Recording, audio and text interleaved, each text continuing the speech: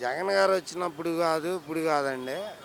అయితే వాస్తవంగా అయితే మోటార్ ఫీల్డ్ మేము పెయింటర్ మేసిన్ని సంవత్సరానికి ఒకసారి బ్రేక్ చేయాలి బండి. పెయింట్ వేయించాలి కంపల్సరిగా. ఇప్పుడు మోటార్ ఫీల్డ్కి అది లేదు. జిఎస్టీ ట్యాక్సీలు అని అవి అని ఇవి అని ఎక్కడ వాతావరణానికి అక్కడ కట్టించుకోవడం జరుగుపెడుతుంది.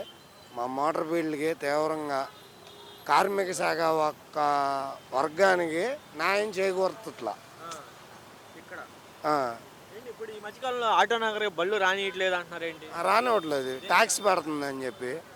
ఎక్కడికి అక్కడ తెలంగాణ వరుస మహారాష్ట్ర అట్ట బళ్ళు అలా ఆ విధానంగా మోటార్ ఫీల్డ్కి మా ఒక మోటార్ రంగం ఒకప్పుడు ఆటో నగర్ ఏసీఆర్ కూడా పెద్ద కాదా?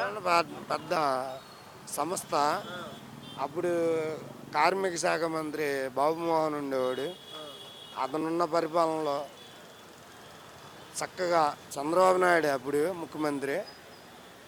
అదే రవాణా శాఖ కొంచెం కేర్లెస్గా ఉండటం వల్ల మాకు వర్కర్కి అందుబాటుకి సహారాలు లేవు.